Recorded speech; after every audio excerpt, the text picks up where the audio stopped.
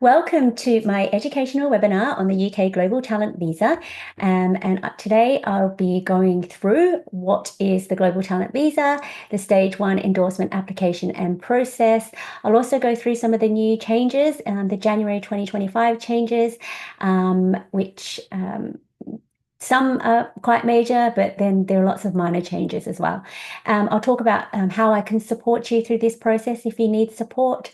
I'll go through some of my top tips, and then I'll open up the floor for your questions at the end. If you have any questions, please just pop it in the chat or the Q&A, and I'll get to it at the end of my webinar.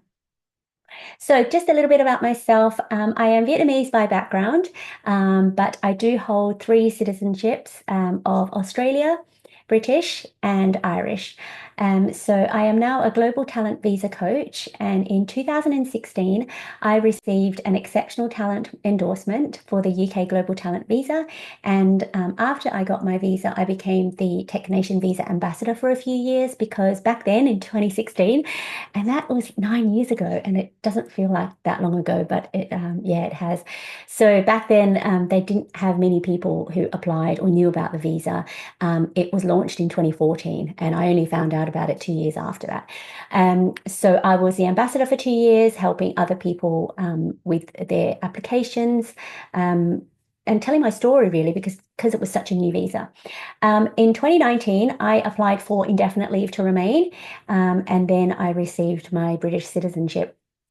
So I'd spent 7 years in the UK, based myself in the north of England, in Manchester and Newcastle, and I travelled a lot down to London. I applied as an entrepreneur, and I was very involved with the tech startup scene. I was immersed in all of the tech communities in Manchester, London, and Newcastle through my startup. And I also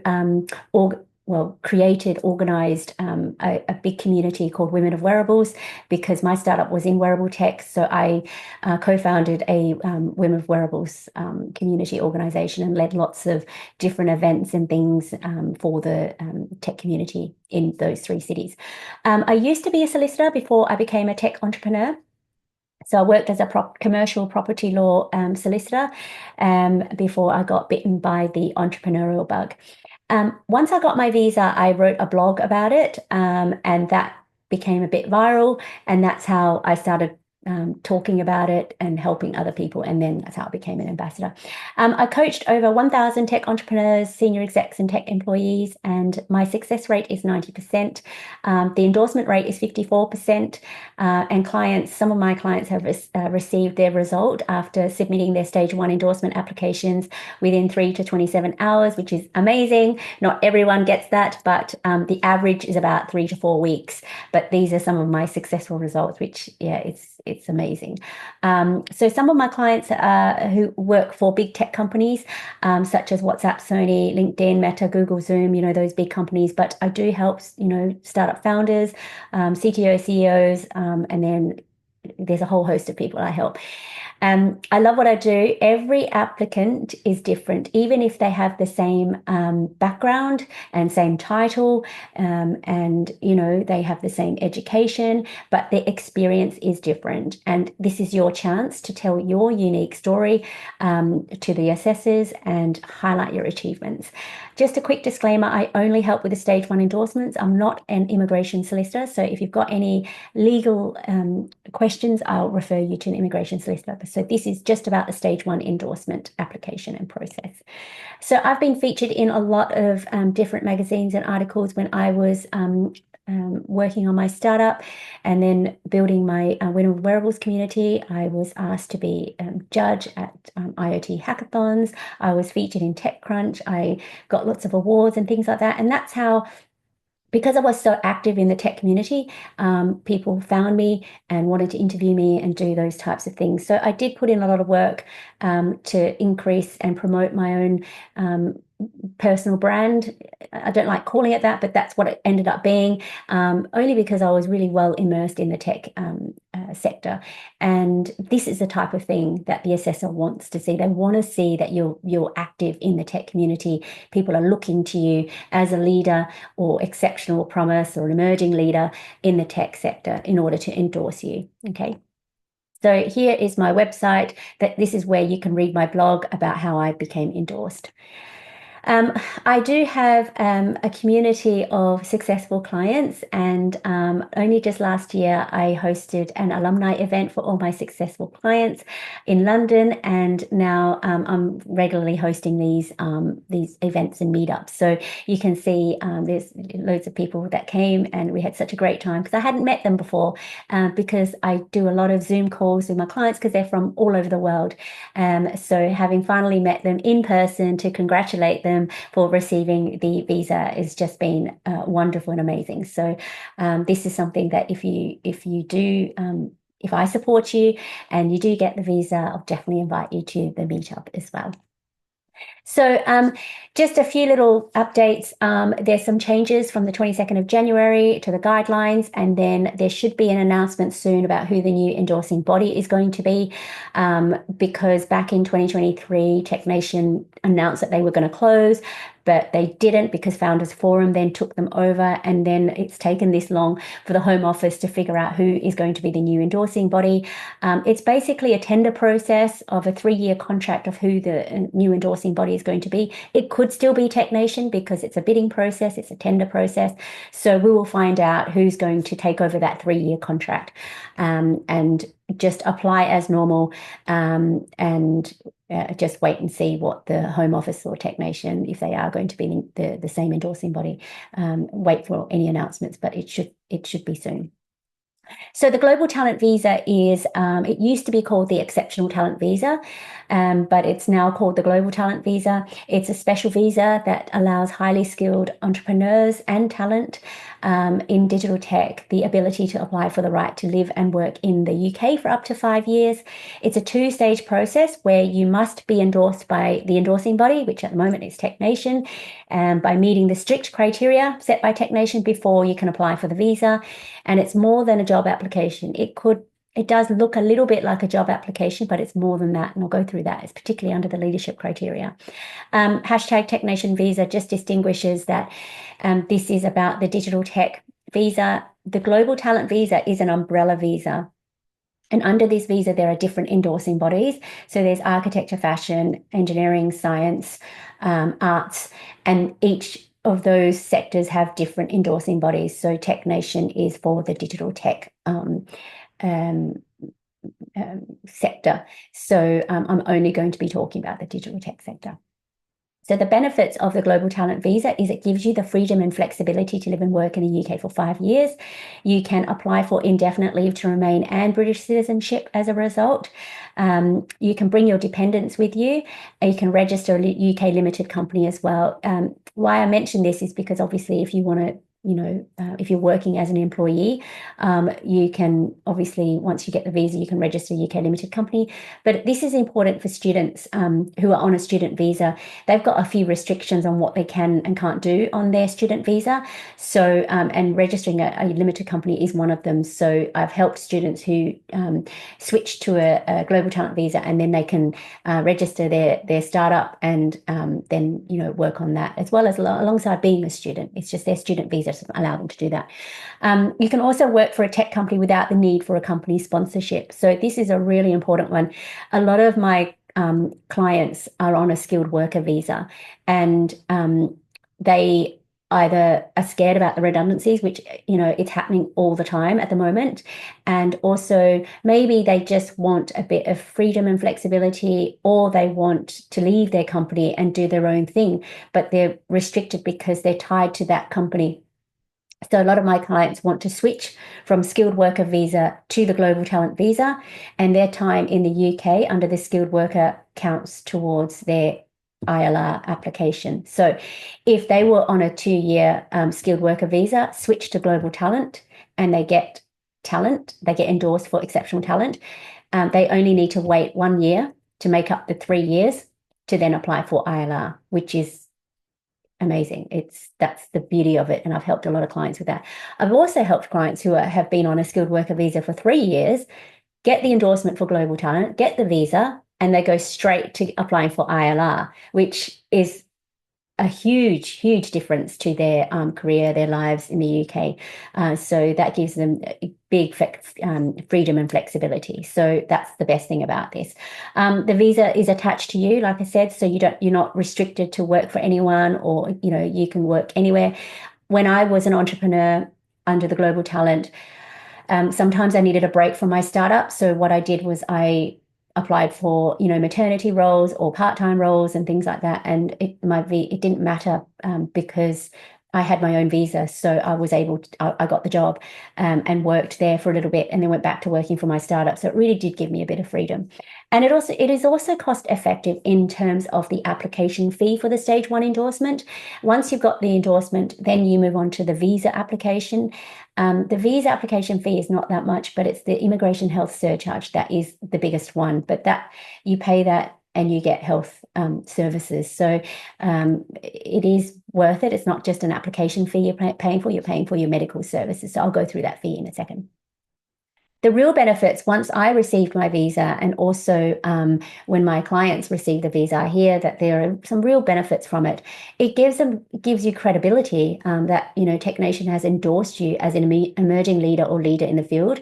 It gives you a bit of confidence as well, and you can apply for promotions without worrying about are they going to keep me? Because if they don't keep you, you're free to go and leave that company because you know that you've got a visa. You're not attached to anyone, so you can be a bit more bold and ask for promotions and pay rises. You can also negotiate your salary, or have the confidence to. You are open to more opportunities, because if they don't give you the pay rise that you want, well, you can have a look for other opportunities and jobs. You also become a role model for those who in your own countries as well once you get the visa, and then it gives you a bit more security. I've had loads of clients who, once they've got the visa, they go and buy houses because they didn't really want to before, because they didn't know whether or not they were going to stay, whether or not their skilled worker visa would extend. So once they got the Global Talent visa, they knew that they would stay. So they just go on and buy houses, which is amazing. So these are the real benefits of the Global Talent visa. So I get lots of clients from US, India, Russia, Pakistan, Canada. They're the ones that are applying mostly, but there's 90 plus countries from where people are applying from. Nigeria is a big one for me as well. Where else? Egypt has become quite big as well. 54% endorsement rate. So 1 in 2 applications don't go through. And this is why I help a lot of people with their endorsements. The hardest part is the endorsement process, the stage 1. Once you've got your endorsement, then, they do checks for your visa. But obviously, if you're clean and it's fine, you'll most likely get the visa. There's been over 5,000 successful recipients over the years. There are unlimited endorsements. When I applied, there was a cap of 200 endorsements per year for Tech Nation, but now they've lifted that cap. So anyone who applies can potentially be endorsed if they meet the criteria. There's a 75-25 ratio on men and women who apply for the endorsement or the Global Talent visa. And the reason is because, tech is a male-dominated industry. So that's pretty clear there. And once you are endorsed, you can join the alumni. There's a bigger Tech Nation visa alumni, and they have regular meetups in London. But then you can also join mine. You'll join mine if you want to as well. So that's really great. I was able to introduce all my clients to each other, because this process is an extremely stressful and challenging one, and it's really nice to talk to other people who've been through it, and there's an immediate bond, and then you can help each other as well. So this report, it's been pretty much very same over the years, so it's not been updated for a number of years, but these are endorsements by country. They're the ones that are getting endorsed, have a higher endorsement rate than these applicants from these countries. These are just statistics. I help lots of people from these countries and they get endorsed. I help lots of these people from these countries, they get endorsed. So it really does depend. These are just the stats. Don't let the stats put you off. But I do feel like what I see is, these are mainly from Western countries. And, I find that they are really good at highlighting their achievements and talking about what they've done and very proud of what they've done, and they're used to talking about themselves. Whereas people from these countries, and I was the same, it's really hard because we're brought up in not highlighting our achievements, and because it could be seen as bragging in our culture. So it's a bit harder to talk about your achievements and how great you are. But this is what the process is about, and it's about practicing it. And this is why I help lots of clients do that, because I had to do it, and I know it can be quite uncomfortable. But the more you do it, the easier it gets, and I help my clients do that. Lots of people being endorsed in different backgrounds and titles and roles. You've got biz dev, data scientists, hardware engineers, marketing. So it's a mix of business and technical skills. So you can see mostly software engineers, product management, business development. They're the people who are getting endorsed a higher rate. Okay. So these are just some of the stats over the years. You can see it has increased. Mine was back in 2016, so there weren't many. I was in the top 50 that got it, so not many. But then, as you can see, over the years, it has increased. This was a big year, and that was when TechNation announced their closure, and applications just shot up. But then it kind of leveled out because they knew that, TechNation wasn't going to close, but they're still increasing. Okay. Especially with the redundancies going on, people just want to switch, and more people want to come to the UK and settle here. So you can see there's loads. Just to point out that these stats start from April to March. So we're at the end of March now. So this will I think this will be about, end of March will probably be about 3,400. And then it ticks over from the 1st of April. And then we'll see what the final one is. But you can see it's already surpassed last year's. So just quickly about the process. There's 2 stages, but within the first stage, there's 2 steps. The first step is pay and register online at the Home Office, 524. That fee hasn't changed in the new guidelines. Then you've got 30 working days, but really, you've got 30 working days. They give you 15 working days. And then if you don't upload your documents to the portal, they give you another 15 days. So there's 2 steps. One is to pay. The next step is to upload your documents. And then once you upload your documents on the TechNation portal, they've got 8 weeks to review it. As I said, it's a 3 to 4 week average. Some of my clients have got it really soon. I had a client recently, it was within a week. So basically it can be up to 8 weeks. I'm helping a client now that they took the full 8 weeks. So it really does depend. So they can tell you whether or not you're successful or unsuccessful. Successful means you go straight to stage 2. Unsuccessful means you can have a look at the feedback, and then you have an opportunity to appeal if they have made a mistake in assessing your application. And I help lots of clients with that. There's a 28 calendar day deadline for you to appeal. And then once you appeal, it goes to a new assessor to review your application again and maybe agree with the first assessor or overturn that decision. They've got 28 calendar days to come back to you. So it can be quite some time with this process. So if they do come back and say you're unsuccessful, you can then go back and resubmit using the 2 pieces of feedback that's been given. Or once, obviously, if they do say, yes, we agree with the first, or we don't agree with the first assessor and we will endorse you, then you go over to stage 2. Stage 2 is a visa application. I don't help with this, so you can do it yourself, or you can ask an immigration solicitor to help you. The fee is £192. Okay. Then you have to look at the biometrics, which is about £19.20. That one hasn't really changed over the years, but the immigration health surcharge has. So when I got mine in 2016, unfortunately, I don't want to say this to many people, but my immigration health surcharge was $200 per year. And over the years, it's increased $200 to $400 to $600. And from $600, it went to $1,035 per year that you're on this visa. So this is quite a significant increase. And this hasn't increased in the January 22nd change guidelines. So if you're on a 5-year, if you're endorsed with Emerging Leader or Promise, it's 1,035 times 5 years. So that is a big one. If you're endorsed with Exceptional Talent, you can go for 3 years. So that will be 3,000 something 100. And then you wait, you get your biometrics done, and then you can wait 3 to 8 weeks for your application for your visa. Mine took only 2 weeks because I was living in the UK. So I have heard that when you're in the UK already, it is pretty quick. You can also, I think, expedite it. And then you have to wait for appointments or expedite. So it really depends on which one you choose. And if you expedite, obviously you have to pay the expedition fee. So that's that. Now, this hasn't changed as well. The application fee hasn't changed from the 22nd January guidelines. So eligibility, you can be a person with technical skills or business skills. This hasn't changed. So those with technical skills are those who actually are involved in the development of the product, and it needs to be about a product.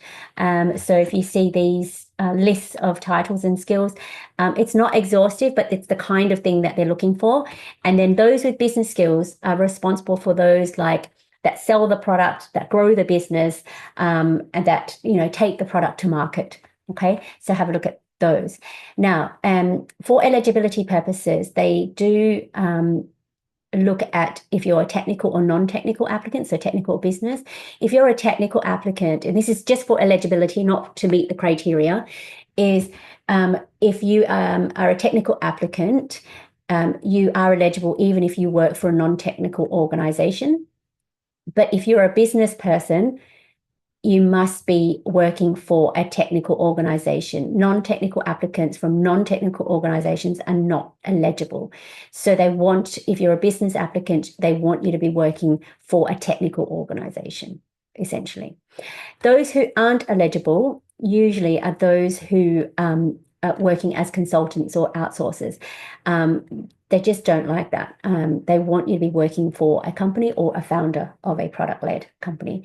Anyone who's a junior investor, they wouldn't be eligible under the exceptional promise route. So if you are an investor, they want you to be a senior investor. It's those who lead investments for over 25 million. And if you don't do that, and if you're less than 5 years experience, you wouldn't be eligible, unfortunately. So that's unfortunate, but they're the guidelines for eligibility.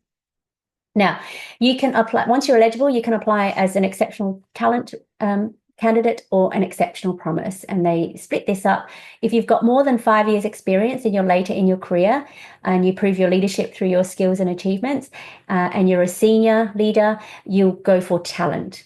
But if you have less than 5 years experience and you're earlier in your career and you can show that you have a potential to be a leader, and they're more students, graduates, and junior in their career, they go for promise. Those are the different categories. Now, if you have more than 5 years, you can't go for promise. The assessor will see that you're just trying to go under promise when you should really go under talent, because you can't be competing with juniors if you've got more than 5 years experience. That's not what the purpose of this visa is for. You need to be under the right category so that the assessor can see, yeah, if you've got more than 5 years experience, you should be more of a leader in your field. If you've got less than 5 years experience, you should be earlier in your career. Okay. Now, the definition of a product-led digital technology company, this was only introduced in the last few years. Before, they talked about product-led, but they didn't really give us a definition. But now they want you to, in order to meet the criteria, they want you to be working for a product-led digital technology company. And what does this mean? These are companies that provide a proprietary digital technical service product platform hardware as their primary revenue source. So it's basically about companies that produce or develop their own products. Okay, proprietary. It's the creation of software, processing and storage of data, or the creation or application of technical computing hardware is often a central aspect of their business model. A lot of companies, some companies, have product development and also consultancies as their business model, which is fine. But what Technation want is they want the primary revenue source to be the product development and the consultancy to be less. Usually it's the other way around, because some companies make more money offering their consultancy than their products. But that's the reality most of the time. But what Technation want is they want that you to be working for a company that focuses more on product development. Okay. So in your application pack, you need to produce 15 documents. You need CV, a personal statement, and 3 letters of recommendations by experts in your field. There is a change in this one, and I'll go through that at the end because that goes towards the general changes. But really, they still want 3 letters, and they want them to be by experts, industry experts. Okay, and then they want you to look at the criteria. There's 5 criteria, and you choose 3. And within that 3 criteria, you need to make up 10 documents to fulfill those criteria. Okay. So if you're going for exceptional talent with more than 5 years experience, within 3 years, you can apply for indefinite leave to remain. If you apply for promise and you've got less than 5 years experience, it's within 5 years you can apply for indefinite leave to remain. So the difference is 2 years.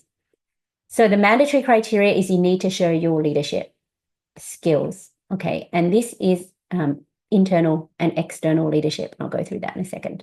You need at least 3 or 4 examples of leadership.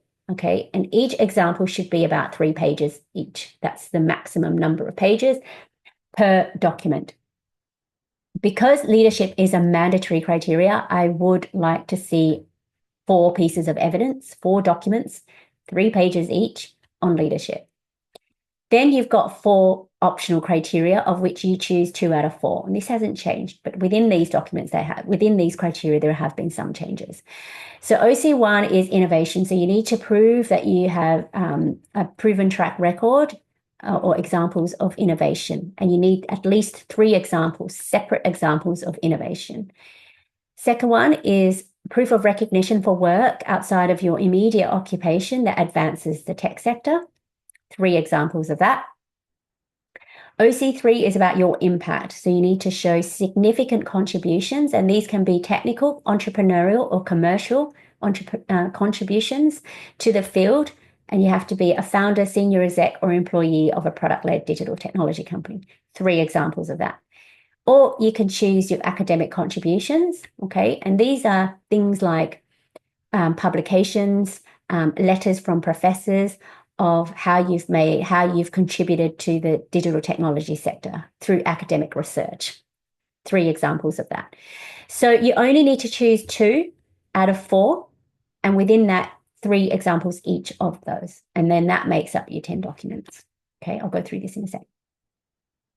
So the leadership criteria is mandatory. So you need to prove that you're a leader in your field. Okay, or an emerging leader. And what does this mean? A leader of exceptional talent or promise must show extraordinary ability by sustained or emerging national or international recognition.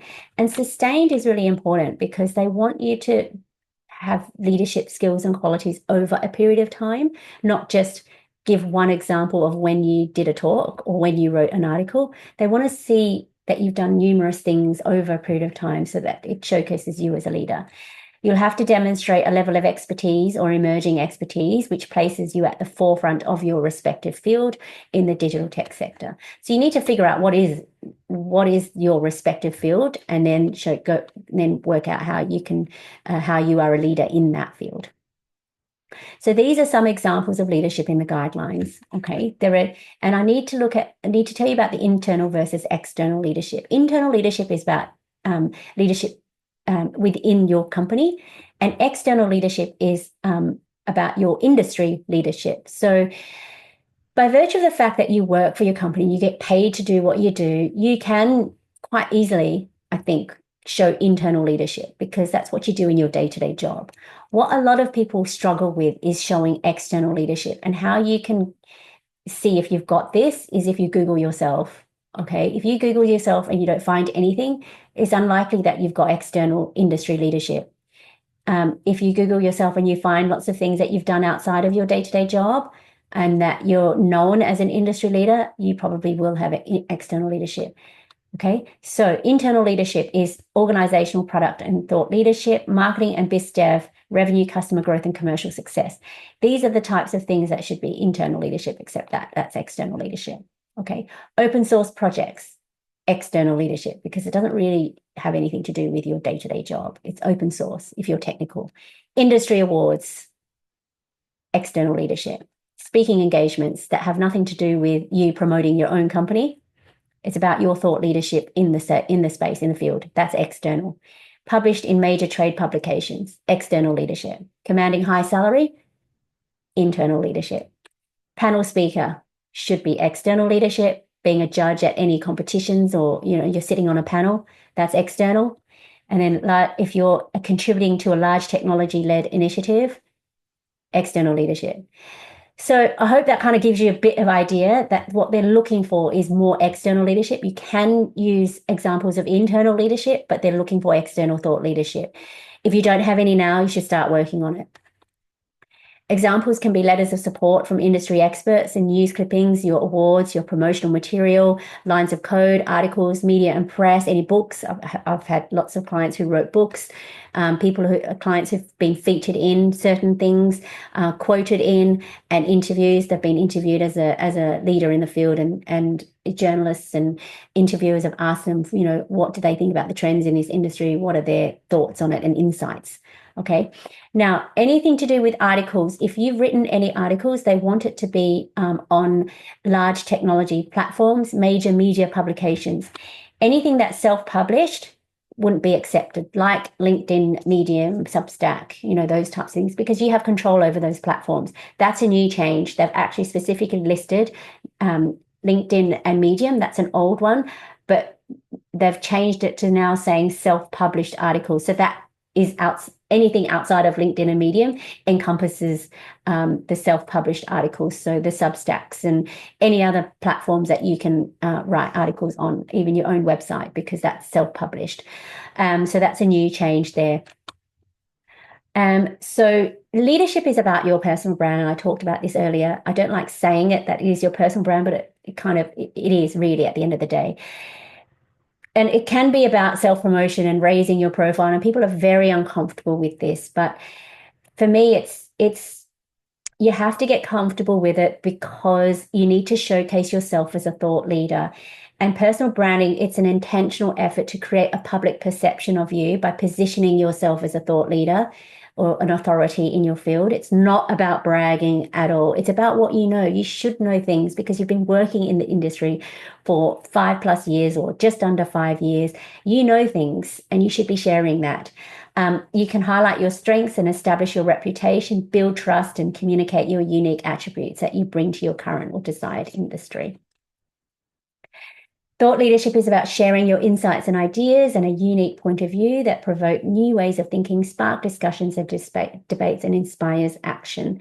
A true thought leader knows a topic inside and out and has formed a clear and unique defensible point of view about it and freely shares that perspective. So they want to encourage you to start talking about what you know. You've been working in the industry, you've been building products or growing markets and expanding into new markets. You should share that. I know sometimes people are very reluctant because their companies don't allow them to talk about what they do, but you don't need to be talking about your company, because one, that is confidential. You should look at, okay, well, I can't talk about my company, but I do know about the industry. So look up and out, and yes, you're working for a particular company, but you should be looking at what's happening in the industry. Why are you doing what you're doing? What is the competition? What is everyone doing? What is everyone saying? What are your thoughts on it? And that's what you start to look at, is what's happening outside of your day-to-day bubble of working, and what's the industry doing, and are you ahead of that? So that's something to really think about, and that's how you build on your thought leadership. I know a lot of people struggle with this. This is why I developed my own leadership in tech course. I had to do it myself. I did it for about 3 or 4 years while I was building my startup, and I had to learn about the wearable tech industry because I had to look like I was credible in the industry as well as a founder. So I have created this course that talks about the Global Talent Visa, what is a leader. I talk about the internal and external leadership criteria. I've got full webinar presentations. I've got templates as well for the leadership criteria. I've got explainer videos. And also I use my clients' real life examples that we've used to submit, and they've been endorsed. and obviously they have consented to me sharing this.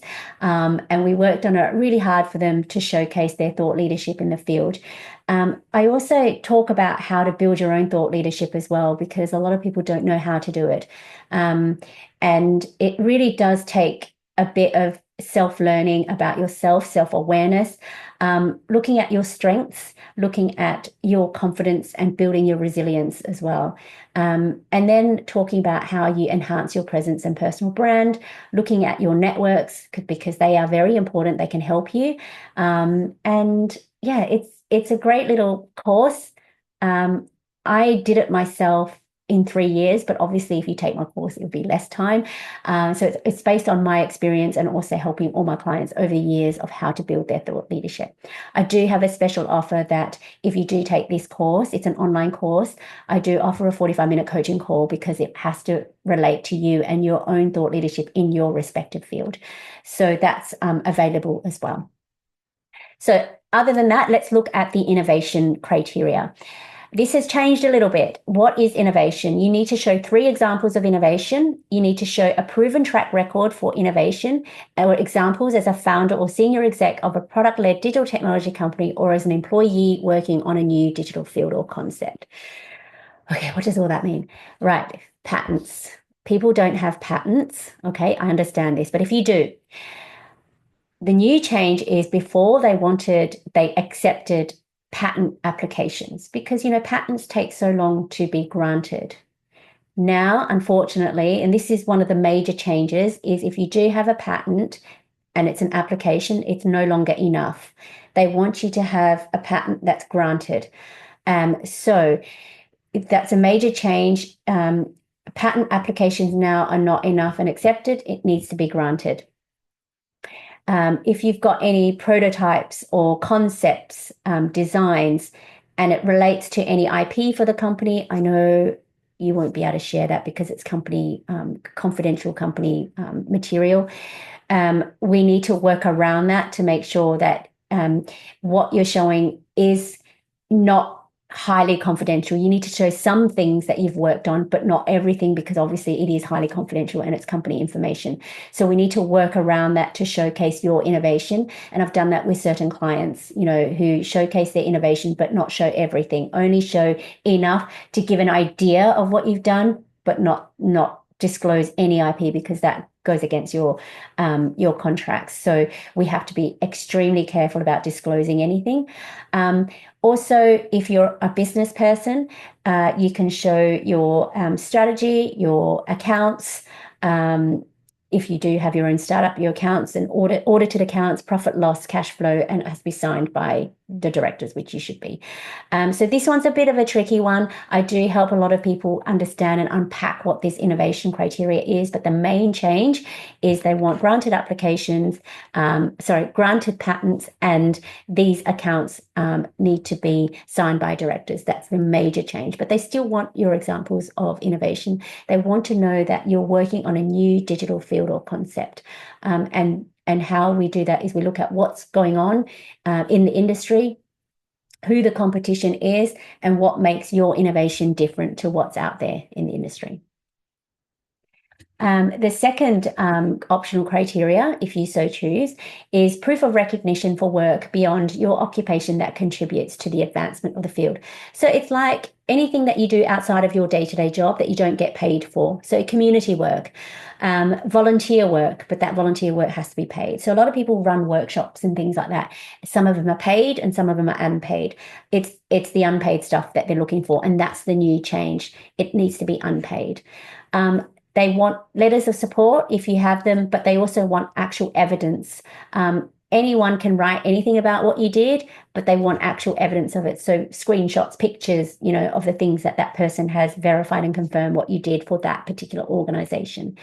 Any mentoring programs, and a lot of people do mentor, it needs to be part of a structured mentorship program. Okay, it can't just be like one-off. It needs to be over a period of time. It needs to be a formal structured mentorship program, such as STEM ambassador programs. I was a STEM ambassador and I did that for over a number of years. Mentoring at universities or startups is not accepted. They don't accept that. The new change from January 22nd change is that they don't accept online mentoring anymore. They used to, but now it needs to be physical mentoring. I don't think that's very fair because we live in such a global society now, and people need to be mentored from a diverse group of people. I think that's very unfair, that change, but that's what it is now. They want you to be more physical than online. Also, anything that you do and show that you've got proof of recognition beyond your occupation is it can't be sponsored by your company. So, for example, if you do speak at events, nothing to do with your company because it's part of your day-to-day job, but if your company kind of sponsors you to go and talk about things, they don't want that. It has to be outside of your company, nothing to do with your company. Sometimes people do also volunteer as part of the company's CSR, like corporate social responsibility programs, where the company has attached them with certain community organizations, and then they give you, a day or two off to then work with those particular organizations. That's not accepted as well because that's still part of your it's linked to your company. They want you to take your own initiative outside of your day-to-day job, outside of your company, and contribute to the tech sector that way. And if you've got any speaking conferences, you should have more than 100 attendees in the main stage, and that's outside of your day-to-day job as well. This is a bit like the leadership criteria, the conference speaking gigs as well. So it can be either under OC2 or mandatory criteria. Optional criteria 3 is significant impact. So if you've made any significant technical, commercial, entrepreneurial contributions to the field as a founder, senior exec, or employee of a product-led digital technology company. Not many changes under this criteria. They want you to show metrics and growth with this one, and they want to show some analytics and commercial revenue.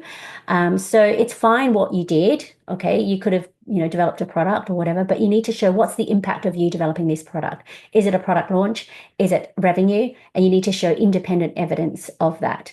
Anything that you can showcase that what you've done is linked to your name publicly would be helpful. Any personal work you do versus teamwork. So this is your application. A lot of people, my clients, use the word our product or we as a team. No, this is not a team application. This is your application. So you need to really look at what did you do and say, I did this, my impact was that.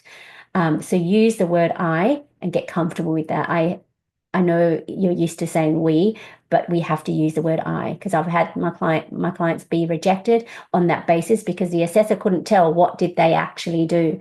So use the word I. Impact is about before and after. What did the product or what did the problem look like before you worked on it? And then what did it look like after? What was your solution and what was the impact of your solution? Is it scalable? Did the company win any innovation awards because of the product that you built? Did it lead to any fundraising? Some of my clients worked on the IPO of a company, and that's their impact, that they did get IPO. So you look at the impact to the company, to the customers, partners, and to the industry. Okay, it's fine what you get paid to do what you do. Think about what happened, what happened as a result of what you did. And the fourth criteria, no changes to this one. It's about academic contributions. So if you have any research, you can show that you've demonstrated exceptionability or examples in the field by academic contributions to research published and endorsed by an expert. And this expert should be a professor. So there should be a letter from a professor and any published journals, R&D grants, innovation vouchers. If you've done a master's or PhD or thesis, they're not acceptable pieces of evidence under OC4. But if your master's or PhD thesis was published in a journal, then yes, because it's you did your master's and PhD thesis to get your degree. This is about more than that. If it's published in a journal, then it should have academic impact and it has advanced the field in some way. So that's the difference. Okay, so these are the general changes. Those were the criteria, and I've talked about minor changes within the criteria, but these are the more general changes. So I talked about 3 letters of recommendations by experts in your field. Before, they said it was okay to get senior members of organizations write you these letters, but now they want them to be established experts. And these established experts must provide different examples to show your achievement, skills, and experience and contribution to the digital tech sector. So, in other words, they don't want just people who are high level in their company, which is senior members of organizations. They want them to be an established industry expert. So you need to Google them to make sure that they're not just senior members, that they have contributed to the tech sector.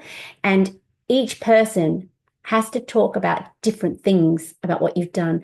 So I've had clients that want two people from the same organization, two experts from the same organization, maybe the CEO and CTO.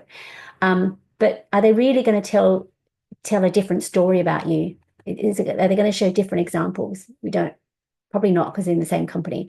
So I tend to choose three very, very different people to tell three different stories of you, about what you've done and what impact and leadership you've made to whatever connection you have with that expert.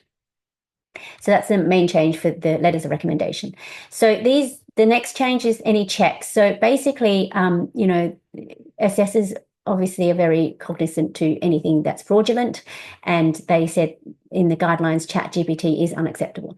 I've read a lot of documents where I know that people have used ChatGPT, because ChatGPT uses certain similar language and words. So, the assessors now have said that they can check for unacceptable use of AI. I can tell, but they might have software that can tell as well. So try not to use ChatGPT. I know that people do, and you can use it as inspiration if you've got writer's block. Well, I never use ChatGPT, but if you do need to use it as inspiration, but don't use it as to write any of your pieces of evidence, because they can check. Translations. This is a big one, actually. This is a good change because they talk about, authorized English must be provided, which is great. But before, when we looked at some documents, how there's a 3-page limit, we had to squeeze documents that were in another language within that 3 pages. And that was very difficult. But now they said that translations do not count towards the 3-page limit. So you can have a 3-page document in English, and then the non-English document is in addition to those 3 pages. So you don't have to squeeze the actual non-English document and the English in the 1 page if you wanted to use it. Just use the English version and then attach the non-English version at the back, so you can have more than 3 pages. And that's a huge one for me when I deal with clients who have non-English documents. I don't have to squeeze everything in 3 pages. Exceptional promise candidates. Some of them have unpaid internships and they want to use that as examples of innovation or impact, but now it's clear that it won't be considered. I don't usually advise my clients to use examples of unpaid internships anyway, because I like to, you have to showcase experience of more than 12 months anyway, if you were to get anyone to write any letters to confirm what you did. And unpaid internships are usually 3 months, so that's not even enough anyway. So I don't use unpaid internships anyway, but they're making that clear now that they won't be considered. Links. Okay. Links aren't acceptable. In the old guidelines, it just says it's not acceptable. People don't read that and they still just put links in. But now they've made it clear that any links that you provide should only relate to your evidence. So if you have any links, screenshot that page and source where that page came from, and that's the link. Okay. And then 3-page limit here. Evidence that is excessively compressed or reduced in size to fit 3 pages is not acceptable. So I don't need to do that squeezing of the pages for the translations anymore, because they lifted that. So that was one of my biggest bugbears about this, but now it's fine. You don't need to squeeze everything in, and just be careful. If you've got loads of information, just pick the relevant parts. Don't squeeze everything into 3 pages. And then it's not readable. So you have to be careful of that. So those are the changes, mainly. These are my top tips generally. This is your unique chance. This is your chance to tell your unique story. As I said, everyone has a different story to tell. Your tech network is about your net worth. The 3 letters of recommendation relies on your network, and they need to be industry experts. So please do build really good networks and maintain those networks as well. This process is about self-promotion. It's not about bragging. It's about stating the fact you did this and this was your impact to the company. Being eligible is one thing, but meeting the criteria requires a strategy in putting together all 15 documents. Please contact me sooner rather than later if you need support. I have a lot of people who find me after they've submitted and been rejected, which, sometimes they knew about me before, but sometimes they didn't know about me until after they were rejected. But please do your research and have someone review your application who knows the process. I have a lot of people who ask their friends to look at things, and the friends don't know the guidelines. They don't know what to watch out for. All they're looking at is just reading your application and maybe grammatical errors or something. I know the guidelines. I've seen feedback. I will find gaps and I will make sure that you fulfill those gaps, because once you receive an unsuccessful or rejected decision and you want to appeal, you cannot put new evidence in. You can only reiterate what you've done and what you've put in, submitted, and you can say that the assessor made a mistake because they didn't look at this particular document, or they didn't see this particular phrase, or didn't understand it because it's in the document and this is what it meant. So you're clarifying, you're not adding new evidence in. So please do be mindful of that. So because of the changes, you have to regularly check the change log on the Technation website. There's a change log right at the end, and it tells you what the changes are, and check that right before submission or over a period of time, obviously, when you're doing your application. This is what gets a lot of people. So, for example, if you didn't check the change log and you had a patent that was only applied for, it wasn't granted, and if the change was that they only wanted granted applications, then you've wasted a piece of evidence that they won't accept that. So this is something that I do all the time when I work with clients, is I regularly check the change log just in case there's any changes. Don't assume the assessor knows anything. They don't click on links, and assessors assess you and your experts as well. They want to know, well, we want to have an application for the assessor to hopefully that once they've read your application, they feel like they know, like, and trust you. You have to show that you're credible, your experts are credible, your application is done in the best way, structure is important. I always say, content is king, okay? Structure is queen. It's all about making something look good, visible, like that you're proud, okay? That you've given them this piece of 45 pages worth of your PhD of your career, is what people are saying about it. So make sure it's nice to read, easy to follow, and you're proud of it. I help a lot of clients with eligibility, how to present their documents, what's relevant, who the experts can be, how do they show their innovations, how do they show their impact, how do they show that they're an exceptional leader, where do they start, and they've received an unsuccessful result, should they appeal. So I help with all of this, and I've done this for 9 years. So if you want to know if you're eligible, please go on my website and complete my eligibility questionnaire and complete it as best you can, because that will tell me whether or not you will be invited for a free discovery call.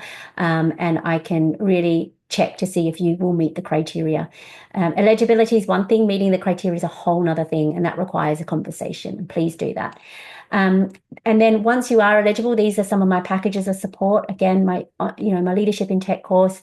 And then I've got my membership area as well, that if you want to do it yourself, you'll get access to all my templates, examples. And if you buy the membership area, you get access to my tech course, leadership in tech course anyway.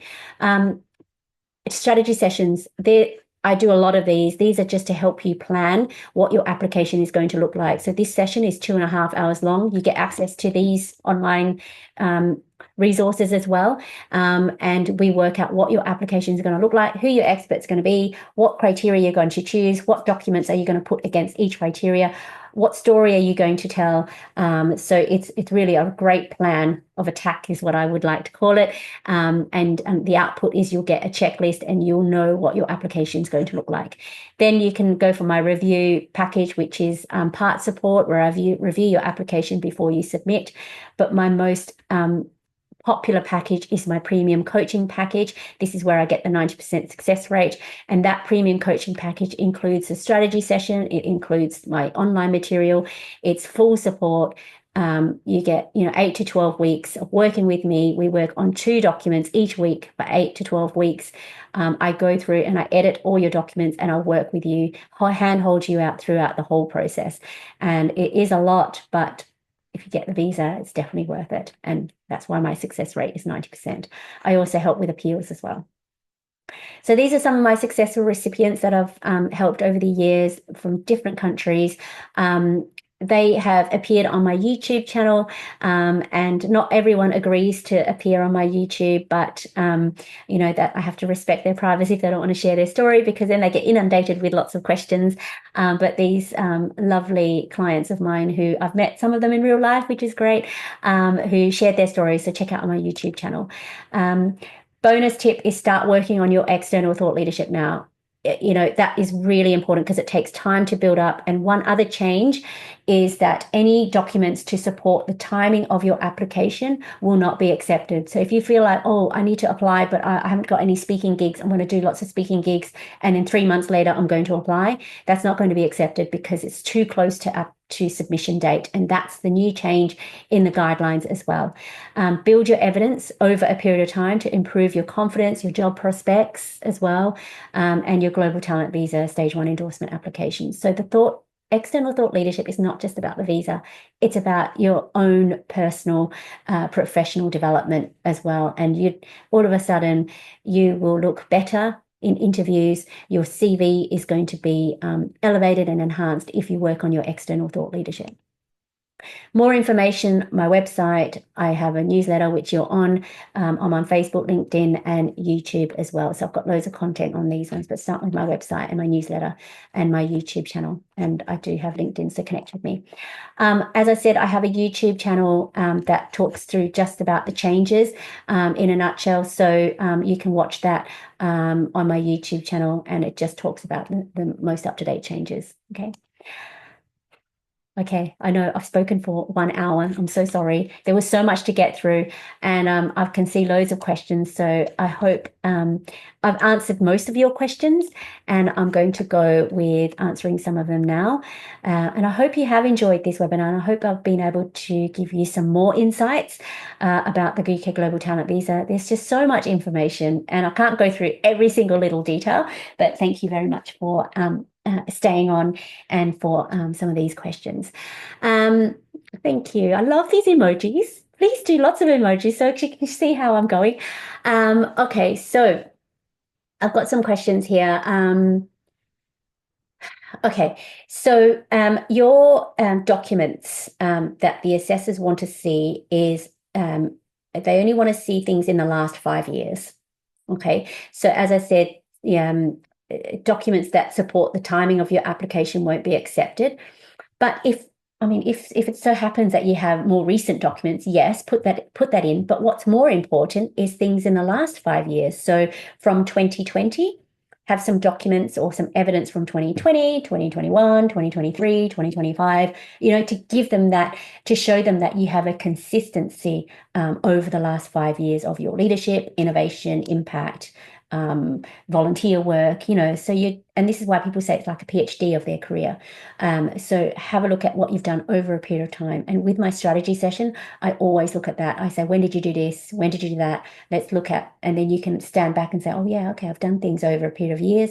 Or what happened in this year? Yeah, COVID happened. Okay, no one wasn't doing anything then. So you can see that there's a bit of a consistency in where the gaps are.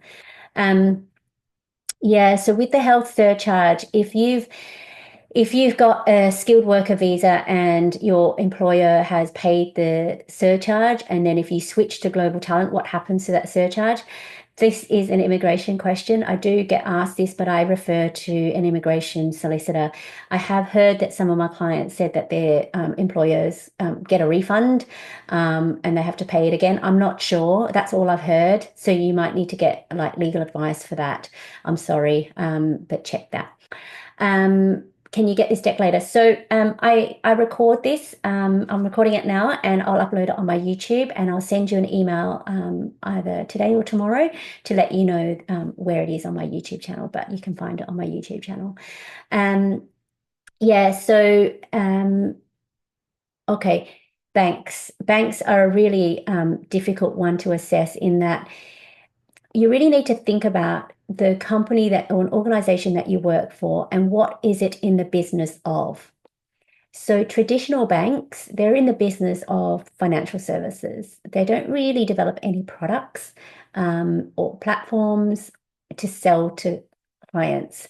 Fintechs, however, are a bit different because they are a digital bank. So if you compare the two, normally traditional banks aren't considered a product-led digital technology companies, but digital banks like the likes of Revolut, Monzo, they would be considered because they are a fintech.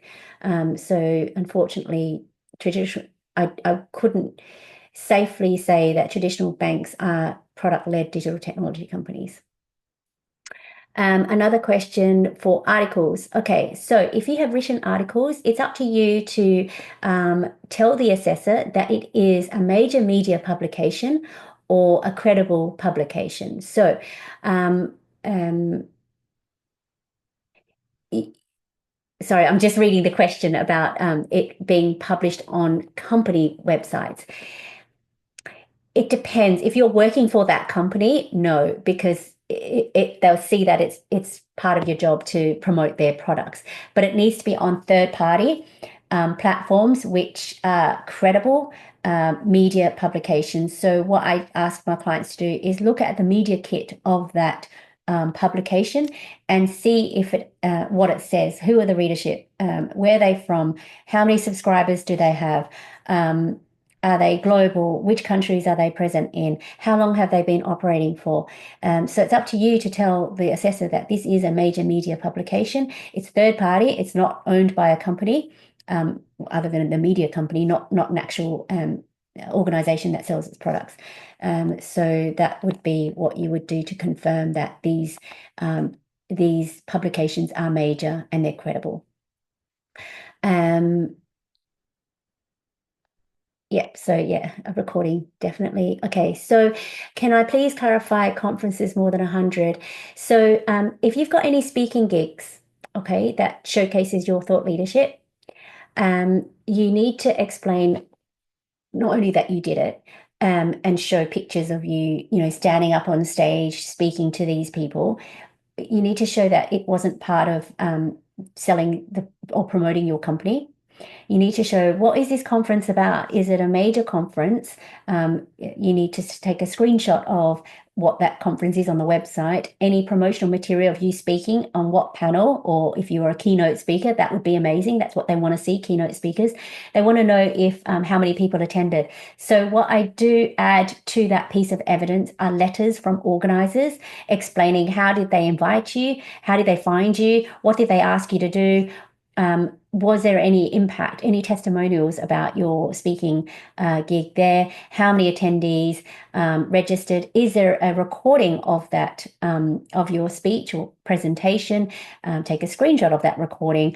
If it's on YouTube, obviously look at the views as well. So there's lots to it. It's not just here's a conference that I spoke at. And this is what I see a lot of people doing is they just show that they've spoken at a conference, but they haven't given any detail. Content is king. It's one thing to show that you did it, but then what? And so what? So what about this conference? Say that it's a big tech conference and it's on every year, and how many people come and what types of people come. So you've got 3 pages of evidence. Mix it up with letters by organizers, screenshots of the promotional material of you speaking, screenshots of your photograph being taken with heads in the audience and things like that. So you can have a look in my Leadership in Tech course or my DIY membership area. I structure the evidence so you can see what would be accepted. Everyone's different, but it's those types of things you need.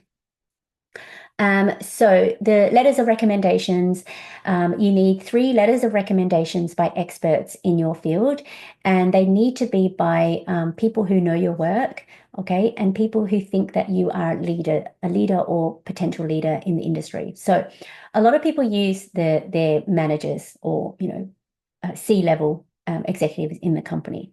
Fine. But I also like to see what makes them see how you're a leader in the field.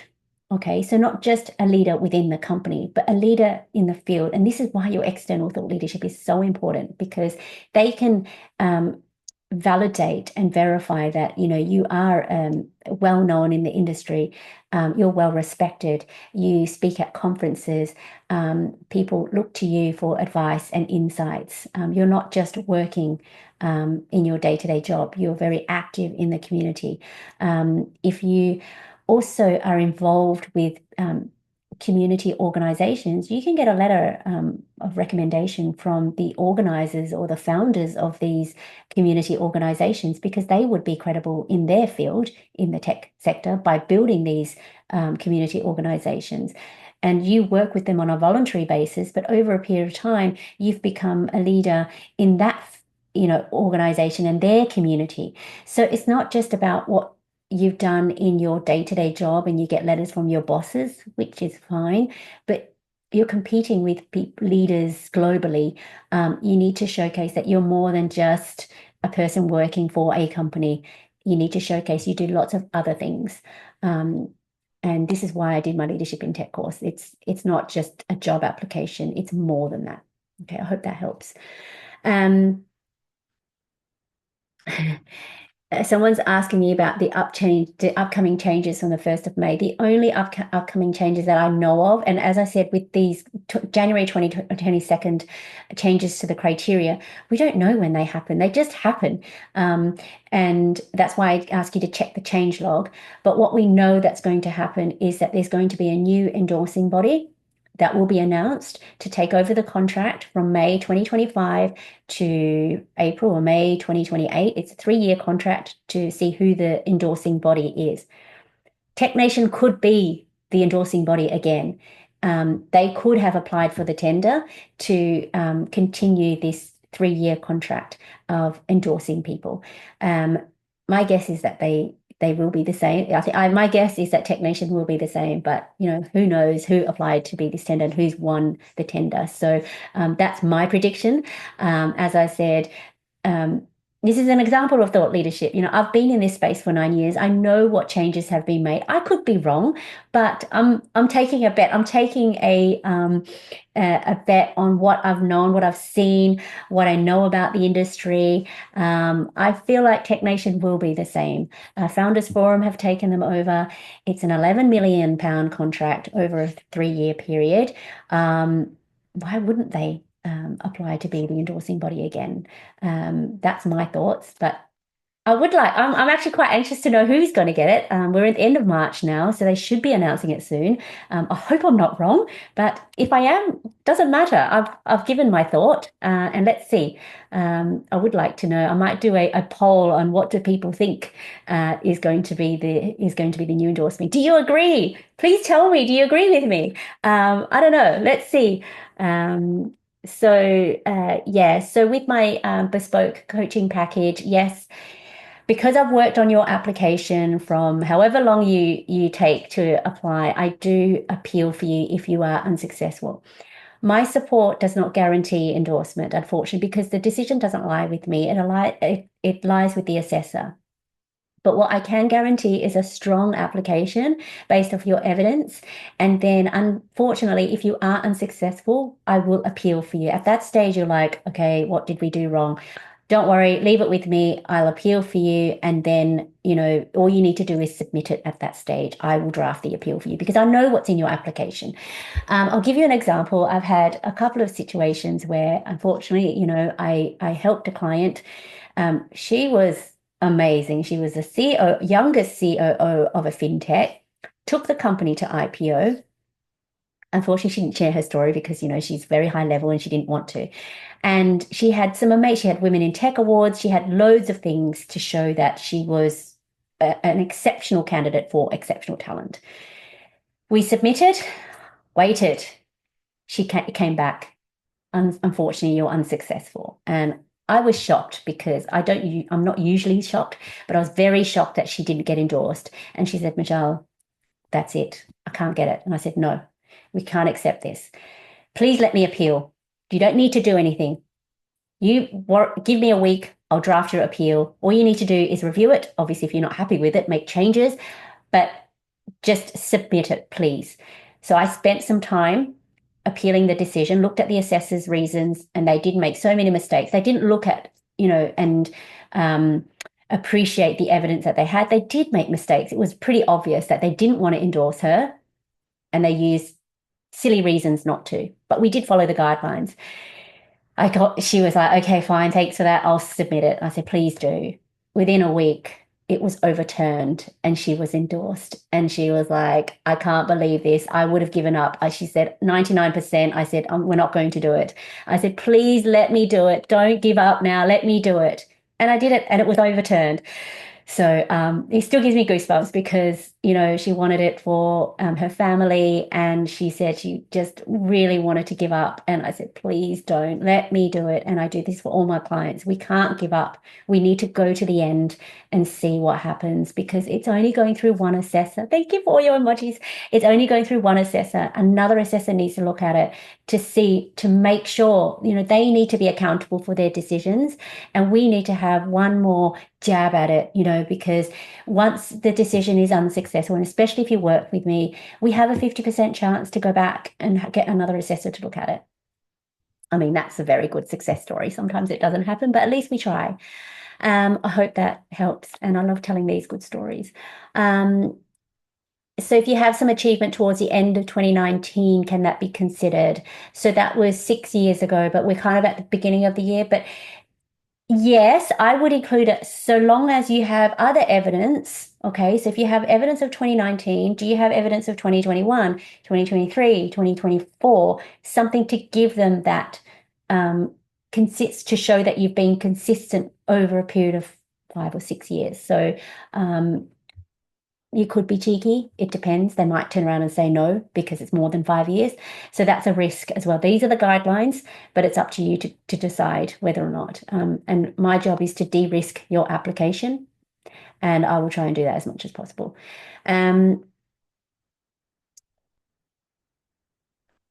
Yeah, so if you've got a scholarships, it depends. I've put in scholarships as evidence for clients who get scholarships from, top universities, especially, students, exceptional promise candidates, and they've been accepted. But again, it depends what the scholarship is, and we have to tell a story around that. And what does that scholarship mean? What else did you do for the scholarship? What was the result? Was there any, it's one thing getting a scholarship, but then what else were you mentioned? Did you win any awards as a result? I don't know. So we need to talk more about the scholarship, but I have used scholarships in the past. You definitely don't need a PhD for this visa. Not everyone, I mean, I've only helped a few people with PhDs. PhDs is a difficult one because it takes 4 years to do a PhD and it's amazing. If you have a PhD thesis, again, you can't include it, but if it's published, if your thesis is published in a reputable journal, then we can use it. So if you have one, that's great, but it really depends on your experience in the tech sector and any academic contributions if it's published in a journal. But if it's a PhD and that's it'd be difficult because you were studying, so you were a student at the time. So the short answer, PhD is not necessary for this visa application, definitely not. So Prati, you were asking about technical people who work for non-technical organizations, which is a bank, that goes towards eligibility. But then when you look at the criteria says that you need to show innovation or impact as an employee of a product-led digital technology company. So because a bank is not a product-led digital technology company, you cannot use the example of when you were innovative or impactful at the bank. Okay, that's the different. That's why eligibility is so different to meeting the criteria. I hope that makes sense. Okay, so the Global Talent Visa, the stage one Global Talent Visa endorsement application process is not a visa application. So it doesn't, it's just an endorsement application for Tech Nation. And this has happened in the past, which is unheard of. I've helped a client that she worked for a very, very big tech organization. And she applied for the Global Talent Stage 1 endorsement. She got the endorsement. Tech Nation said, yes, you are endorsed. You have 3 months to apply for Stage 2 visa. She decided not to apply for the Stage 2 visa. She decided to go back to the US and stay there. So she didn't put forward a visa application. It was just an endorsement by Tech Nation to say you are an exceptional talent. You can then go for Stage 2 visa. So it's not, the endorsement application is not a visa application. It doesn't impact on your visa. So yeah, that's the story that I can tell. And if you've got any questions, please do go see an immigration lawyer about if you've submitted a visa application and you don't know if that impacts your global talent visa. Deliveroo, yes. Okay, so yeah, Deliveroo is a platform, Uber platform. So those types of companies could be seen as product led. So I hope that helps you with your application. Yeah, so evidence which is more than 5 years ago, unfortunately, as I said, it's not really, you can't really include it. They're more interested in the last 5 years of your career. So the evidence within the last 2 years, yeah, you can show that.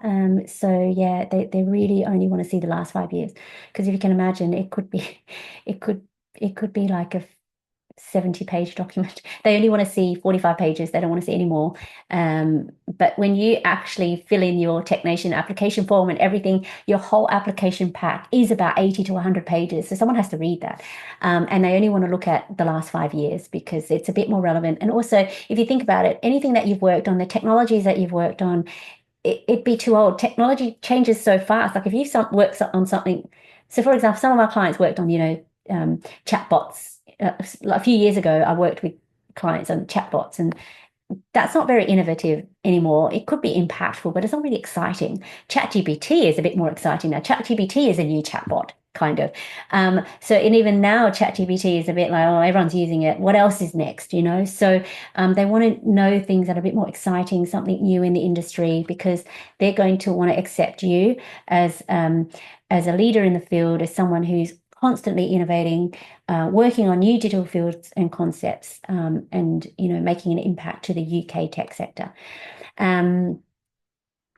If you work for a bank, can you apply?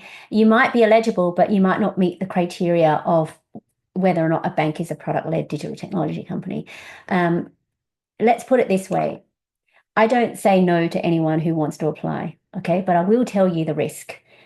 The risk would be high if you use the bank as an example of a product-led digital technology company. So it's on you to decide whether or not you will apply, knowing that there is a high risk of that not being accepted. So that's up for you to decide. I can support you every which way I can. So I hope that helps. I've got a couple more questions, and I know we've gone over, and I'm really sorry, but I hope this time is for you, so I can be here until you finish asking questions. And thank you so much for staying. Yeah. Can you? Yeah. So I'm laughing because I do as well. Can you adjust the margins of the page to fit more evidence? Yeah, the page is there. Use as much white space as you possibly can to fit as much evidence. Okay. The only thing I ask you is just be careful of the font size of text. Every picture that you upload onto your pages, it needs to come with context or text to explain what they're looking at. So make sure that the font is at least 10. Because if it's 8 or 7, it's going to be really hard to read. And I've had lots of rejections based on people squeezing too many things in the page, and that the assessor has said, well, we can't read it. So we don't know what it says. So just be careful to not squeeze in too much. But if you want to increase margins, please do. But just be careful that if you're putting like 10 pictures in, that's way too much. Maybe put 2 to 4 max and explain it using big font so they can see it. And I know it's a digital application, they can zoom in, but what if they're printing it out, and they can't zoom in and they can't read it? So just be mindful of that. But yeah, I increase my margins. I use as much white space as possible. Um, okay. Okay. Yeah. So yeah, changes. Yeah, we don't know when the changes are, or we know there could be another change. If you look at the change log, you can see that I think in 2023, they had 3 changes in 2023. It just guidelines just kept changing. And I was like, oh my gosh, more changes. In 2024, there were no changes. And then in 2025, I see a change on January 22nd. So, yeah, they just happen. You don't know when it happens. It just gets published. They don't even tell anyone. But that's why the changelog is there, which is really helpful. You just have to remember to make sure that you continually check it. I think when you apply, when you after you pay at the Home Office, then you go into the technician portal to upload your documents. I think on that website, they always make sure there might be a pop-up to say, just please ensure that you've looked at the guidelines, the current guidelines, so that they do remind you to check if there's any changes as well. I think that's it. I think that's it with all the questions. Thank you so much. And I really hope that I have answered all your questions. You can also email me, techvisa@michellehewer.co.uk. I will be sending out a newsletter to attach this recorded webinar on YouTube. And yeah, please have a look at my website, fill in my eligibility questionnaire as best you can, because I don't invite everyone to a free discovery call because maybe they haven't given me enough information. Maybe they don't work for product-led digital technology companies. Maybe they're not eligible, but I get so many answers, and some of them are blank, so I can't check if they're eligible. So please do. This is your chance to show me, it's a test, that you are thorough, that you do as much as you can, because I can tell if you are 150% serious, you will give me as much information as possible. If you're not, then it's similar to assessors. Assessors don't have time to go looking for things, to go click on links to help you do your application. They look at what's in front of them. And if you can convince that you are a credible person, that they feel like they know, like, and trust you, they know, like, and trust your experts, then it's easy. That's why they tick endorsement. So yeah. Okay, so I hope this has helped, and thank you so much for coming and for your time, taking out this lunchtime. And I know it's a bit gone over, but I just want to say thank you, and I will hopefully see you again soon. I don't know when my next webinar is. It will be soon. I'm waiting for a client to say yes, they will come to share their story, because I did have a recent successful endorsement from a client in the US, and she says she will appear, but she just needs a bit of time to work on her stage 2 and to figure out what her life is like now, because she's so overwhelmed with the great result. So and she actually was unsuccessful the first time. So we resubmitted and spent quite some time in making sure her application was spot on, very strong. And we looked at her previous application that was rejected, and then her new application, which I worked on with her, and completely different. She can't believe the difference between the first application that she worked on versus the one that we worked on together. And then she was endorsed. So she's ecstatic and she's on cloud 9. She's trying to figure things out. And I'm waiting to see when she will be ready to appear. So I have some great stories like that, and I'm so happy when my clients want to share their story, because it helps anyone else who's going through this process. When I applied myself, I didn't have anyone to ask. This is why I wrote my blog, to share my insights, to share my story, to encourage anyone else to apply, because I am not I didn't think of myself as a leader. I just showcased what I did and showcased my impact to the tech sector. And luckily, I got endorsed the first time around. So yeah. Okay, I'm going to leave it at that. I could talk about this all day, but I won't. Thank you so much. I really appreciate your time, and I will see you guys soon. Okay, bye.